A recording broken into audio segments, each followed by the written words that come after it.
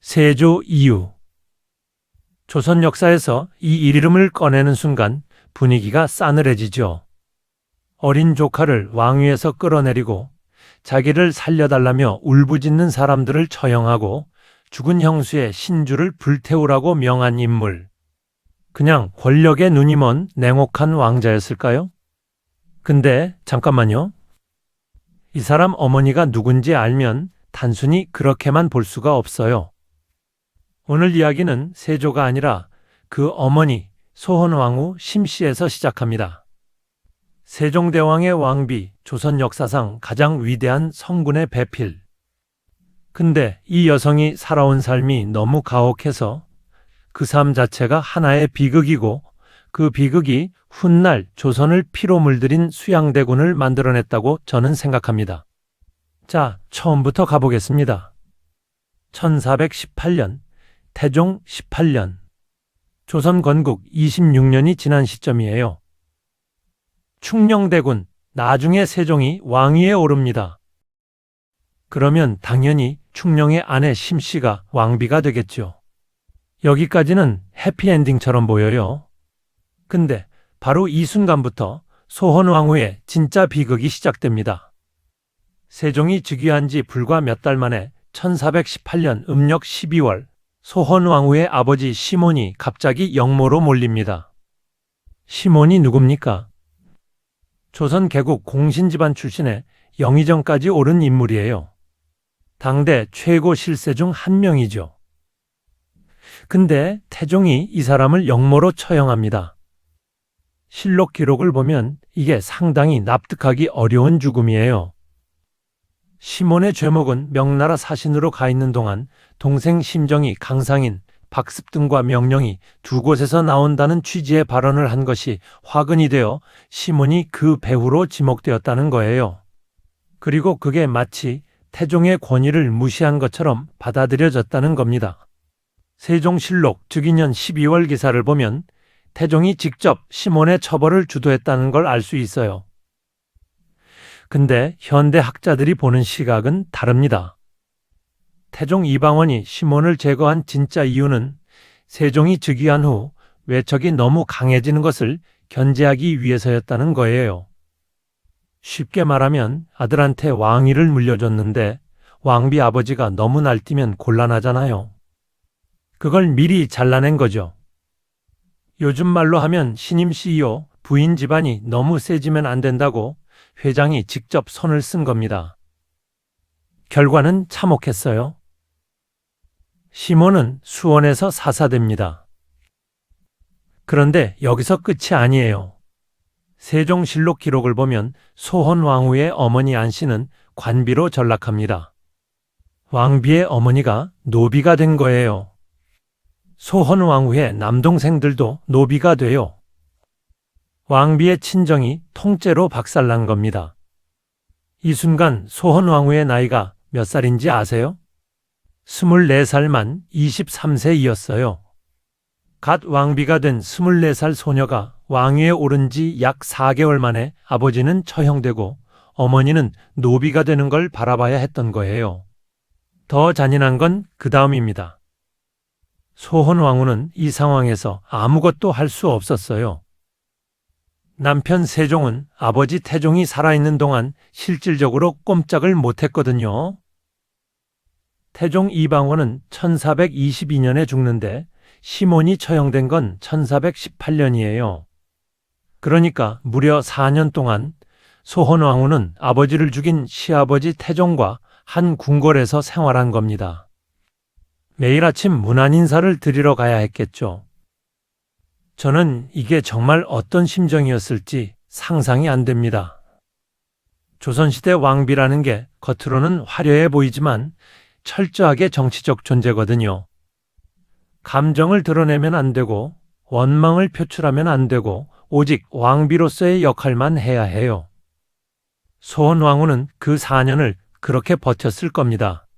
1422년 태종이 죽고 나서야 세종이 어느 정도 자유롭게 움직일 수 있게 됩니다. 세종은 즉위 후 소헌왕후의 어머니 안씨를 노비 신분에서 풀어주려고 계속 시도했어요. 그런데 신하들이 막았습니다. 태종 전하가 정하신 일이라는 거죠. 이게 참 웃긴 상황이에요.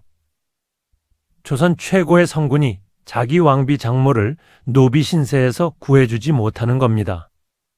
결국 소헌 왕후의 어머니는 약 8년간 관비 신분으로 살다가 1426년에 복권됩니다.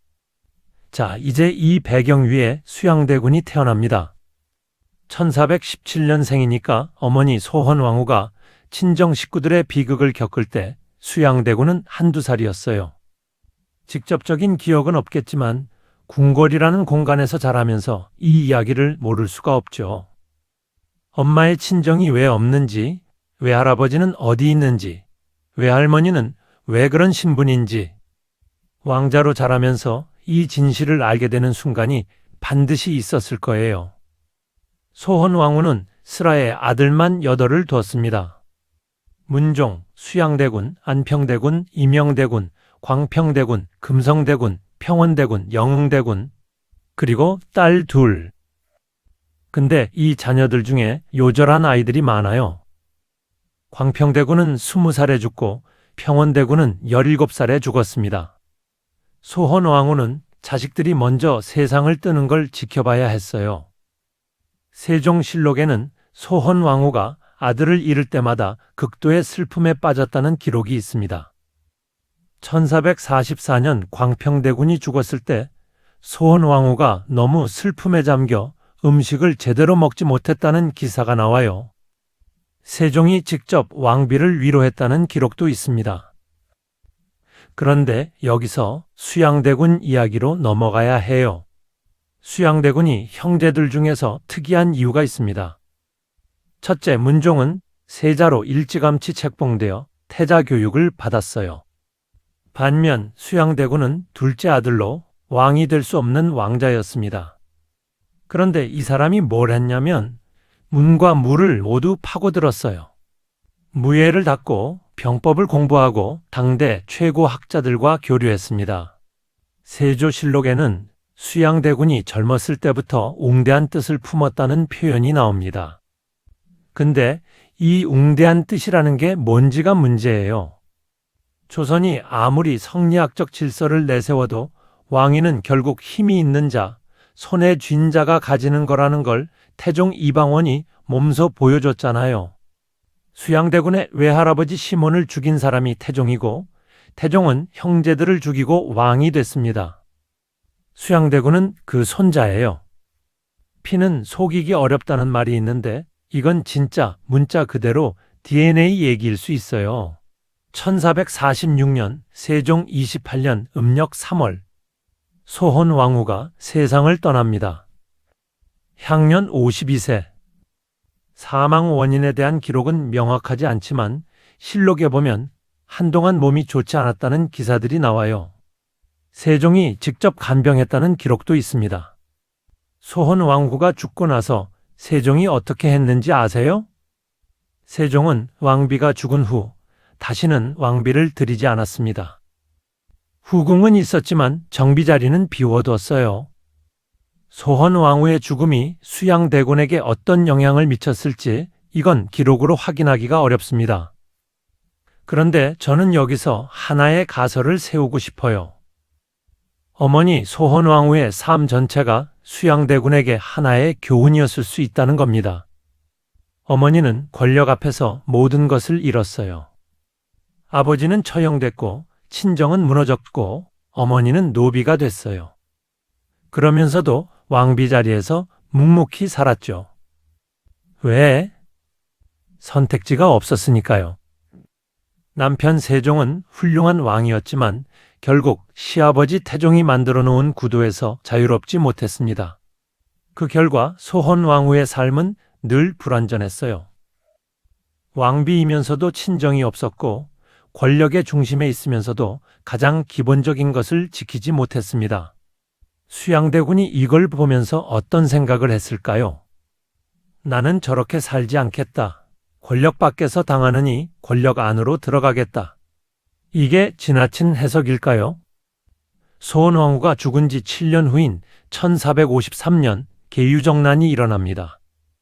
수양대군이 부하 이모으룬을 시켜 김종서를 철퇴로 쳐 쓰러뜨리고 조정을 장악하는 그 사건이요. 단종실록 계유년 10월 기록을 보면 수양대군이 얼마나 신속하고 잔인하게 움직였는지 알 수 있어요. 김종서의 목을 치고 그 아들들도 죽이고 반대 세력을 하루아침에 제거했습니다. 이건 우발적인 폭발이 아니에요. 아주 오래전부터 준비된 계획이었던 거죠. 1455년 수양대군은 결국 조카 단종을 몰아내고 왕위에 오릅니다. 세조가 되는 거예요. 그리고 이듬해인 1456년 성산문 하위지 2개 류성원 박팽년 유흥부 사육신이 단종 보기를 꾀하다 발각되어 처형됩니다. 세조가 이 처형을 어떻게 했는지 아세요? 세조실록에 따르면 직접 국문 과정에 참여했어요. 박팽년이 세조에게 나으리라고 불렀다는 기록이 있는데 이건 왕으로 인정하지 않겠다는 뜻이죠. 세조는 이 모욕에 격분했고 처형은 능지처사로 결정됐습니다. 여기서 잠깐, 성산문이 누굽니까? 세종 때 훈민정음 창제에 참여한 집현전 학사예요. 소헌왕후가 살아있던 시절 세종의 곁에서 학문을 닦던 사람들이 세조에 의해 처형되는 겁니다. 이 장면이 얼마나 역설적인지 조선의 황금기를 만든 세종과 소헌왕후의 아들이 그 황금기의 유산을 죽이는 거잖아요. 그리고 1457년 세조는 단종을 영월로 유배 보내고 결국 사사합니다. 17살 조카를 죽인 거예요. 단종실록 1457년 기록은 단종의 죽음을 비교적 짧게 기술하고 있어요. 후대에 숙종이 단종을 복위시키고 나서야 이 기록들이 다시 정리되지만 당시 기록 자체가 극도로 건조하게 되어 있다는 것 자체가 얼마나 무거운 분위기였는지 보여주죠. 세조는 자신의 쿠데타를 정당화하기 위해 어마어마한 불사를 벌였어요. 원각사를 짓고 불경을 간행하고 간경도감을 설치했습니다. 이게 단순히 불교의 귀의에서가 아니에요. 실록을 보면 세조가 악몽을 자주 꿨다는 기록이 있고 죽은 사람들의 혼이 나타나는 꿈을 꿨다는 이야기도 전해집니다. 물론 야사에 가까운 얘기지만 세조가 만년에 피부병으로 고통받았다는 건 실록에도 나와요. 1465년에서 1468년 사이 기록을 보면 세조의 건강이 급격히 나빠지는 것을 볼 수 있어요. 세조는 1468년 52세에 사망합니다. 어머니 소헌왕후와 같은 나이에 세상을 떠난 거예요. 이게 우연이겠지만 저는 이 숫자가 어딘가 모르게 자꾸 걸립니다. 자, 이제 큰 그림을 다시 봐볼게요. 소헌왕후 심씨의 삶은 이렇게 요약됩니다. 24살의 왕비가 됐지만 동시에 아버지를 잃고 친정이 무너지는 걸 봐야 했습니다. 30년이 넘는 왕비 생활 동안 권력의 중심에 있으면서도 권력 앞에 가장 취약한 존재였어요.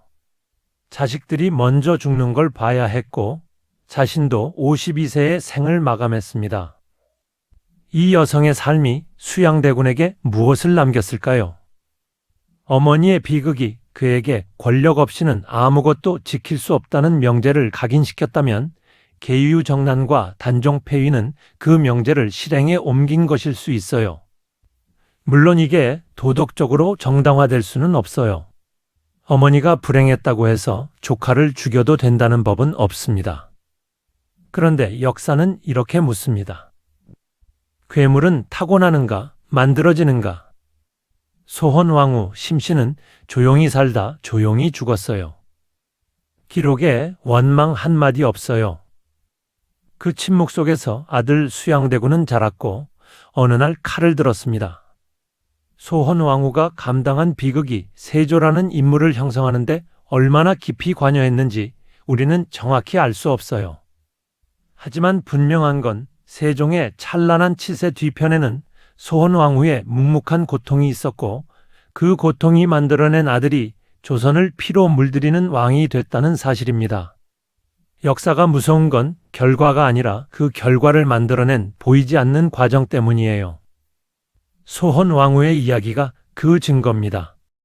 오늘도 긴 이야기 끝까지 함께 해주셔서 감사합니다. 여러분들의 구독과 좋아요는 큰 힘이 됩니다. 다음 영상에서 뵙겠습니다.